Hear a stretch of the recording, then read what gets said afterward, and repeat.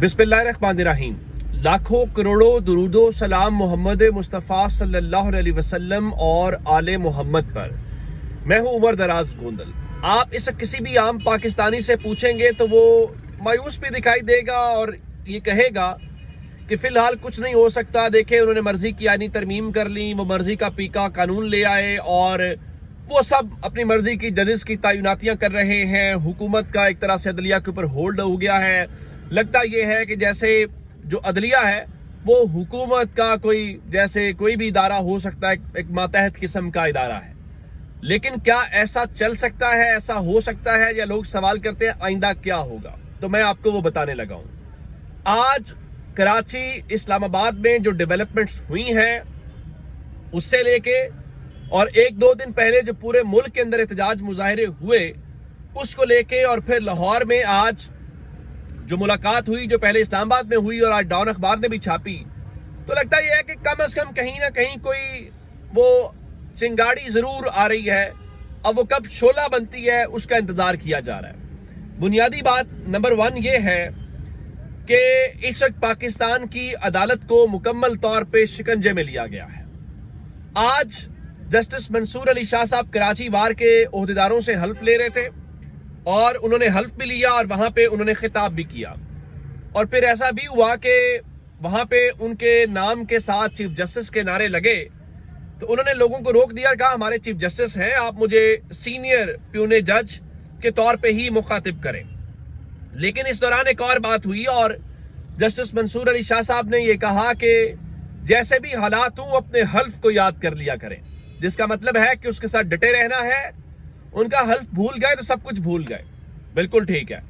Justice Mansoor Ali Shah साहब के ऊपर मैं कह रहा हूं कि भारी जिम्मेदारी है। अब आप कहेंगे क्या कि कल वो कोई तरमीम उड़ा देंगे, कुछ नहीं। एक लंबी जदोजहद है, एक तवील रास्ता है, कठिन रास्ता है, उसमें से चीजें निकालनी है। कैसे? आपको याद होगा 2007 के अंदर भी उस वक्त के आमिर जनरल मुशर्रफ ने पाकिस्तान के मीडिया और अदलिया को कंट्रोल करने की कोशिश की और सब कुछ किया था। फिर क्या हुआ था?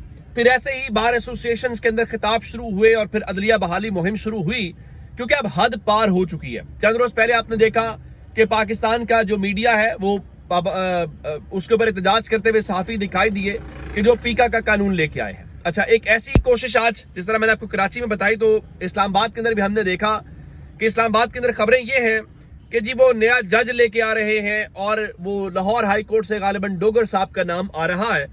इस बारे में आज Islamabad high court bar association और इस्लामाबाद बार एसोसिएशन ने chief justice Islamabad high court के लिए किसी दूसरी हाई कोर्ट से या किसी दूसरे शहर से जज को नामंजूर करते हुए कहा है कि अगर ऐसा किया गया तो फिर एहतजाज होगा।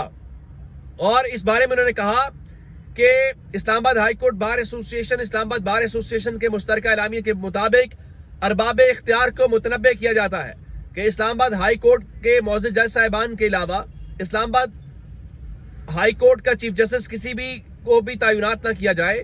बिलखुसूस इस्लामाबाद हाई कोर्ट के जज साहिबान में ही चीफ जस्टिस इस्लामाबाद तैनात किया जाए।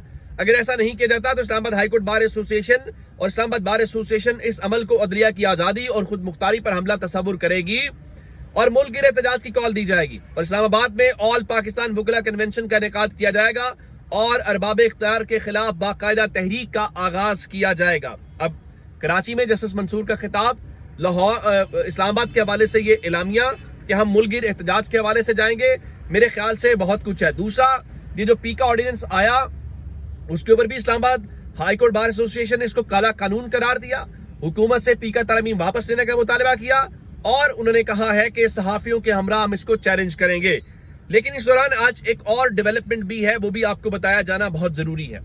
आप जानते हैं कि 11 फरवरी को जुडिशल कमीशन जस्टिस याया अफरीदी ने इजलास बुला रखा है और उसमें इत्तलात ये है कि इस्लामाबाद के अंदर सुप्रीम कोर्ट के अंदर 8 जजेस की तैनाती होगी। इसको लोग कोर्ट पैकिंग का नाम करार दे रहे हैं कि अदालतों को भर दिया जाए अपने जजेस के साथ और फिर जो मर्जी होता रहे, वो परेशानी नहीं होगी। इस बारे में आज Lahore high court bar association ने एक मुतफरिक दरखास्त सुप्रीम कोर्ट में दायर की है और जो 11 फरवरी का जो इजलास है उसको रुकवाने के लिए ये दरखास्त दायर की गई है। उसमें क्या कहा गया? उसमें उन्होंने कहा चूंकि ये तैनातियां 26वीं आईनी तरमीम के जरिए हो रही हैं اور 26ویں آئینی ترمیم سپریم کورٹ میں زیر سماعت ہے اور اس کے اوپر جو فریقین ہیں ان کو نوٹسز جاری کر دیے گئے ہیں.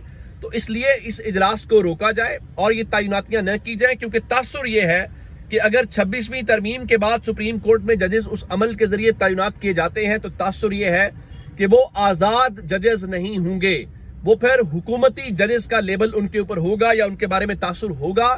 تو اب دیکھنا یہ ہے کہ جسٹس یحییٰ آفریدی کیا اس درخواست کے بعد بھی، جو کہ ویلڈ درخواست ہے، جائز درخواست ہے، مطالبہ جائز ہے، اس کے بعد اجلاس روکتے ہیں یا اس اجلاس کو کنٹینیو کرتے ہیں، یہ ایک دیکھنے والی بات ہوگی. اور سپریم کورٹ سے ایک اور خبر سن لیجئے، پھر لاہور کی ملاقات کی اور دفتر خارجہ کا بیان بناتا ہوں.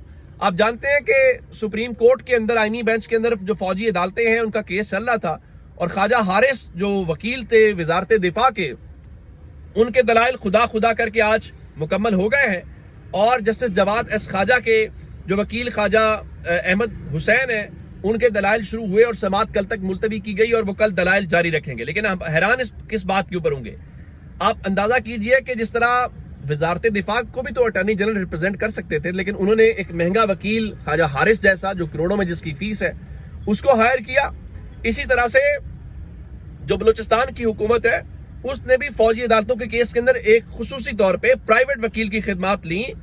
اچھا، مزے کی بات یہ ہے کہ اگر آپ پرائیویٹ وکیل لیتے ہیں تو اس کی فیس بھی کروڑوں میں آپ ادا کرتے ہیں. آج ہوا کیا؟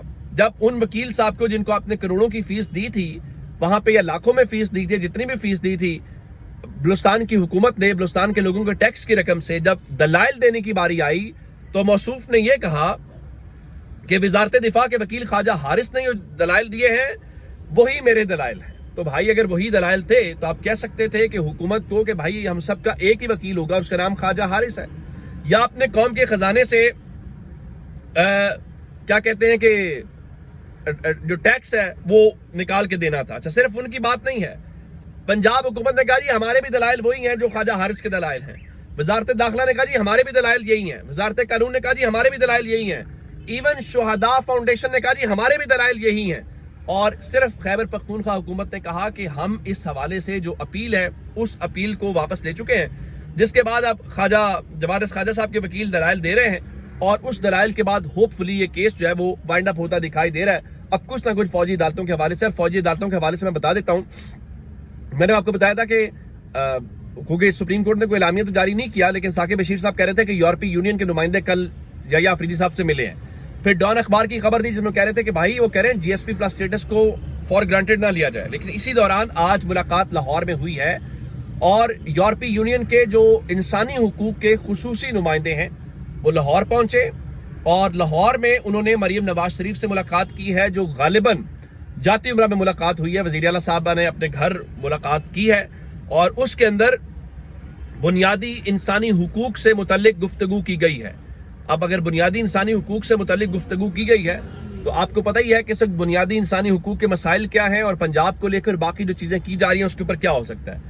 پھر کل ہم نے دیکھا کہ ایک پریس کانفرنس ہوئی، اس پریس کانفرنس کے اوپر بہت شور مچا اور میں نے آپ کو بتایا تھا کہ نہ اس میں کوئی دفتر خارجہ کا نمائندہ تھا، نہ اس میں امریکی کوئی ڈپلومیٹ تھا. اور پھر رات کو زبیر صاحب جو ہمارے صحافی دوست ہیں انہوں نے لکھا تو امریکی سفارت خانے نے کہا یہ ایک بزنس گروپ کا پرائیویٹ وزٹ ہے. آج دفتر خارجہ کے ترجمان کی پریس بریفنگ تھی، انہوں نے بھی کہا جی امریکی کاروباری وفد کی جو پاکستان آمد ہے وہ دفتر خارجہ کے ذریعے نہیں ہوئی، یہ ایک نجی دورہ ہے، سرمایہ کار پاکستان آتے رہتے ہیں، اس میں کوئی غیر معمولی بات نہیں ہے. اور اگر آپ کو مزید تفصیلات چاہیے تو آپ SIFC سے رابطہ کریں. امید ہے اس پریس کانفرنس کے غبارے سے ہوا کل ہی نکل گئی تھی لیکن آج مزید تصدیق ہوگی. اپنا بہت سارا خیال رکھے گا. خدا حافظ.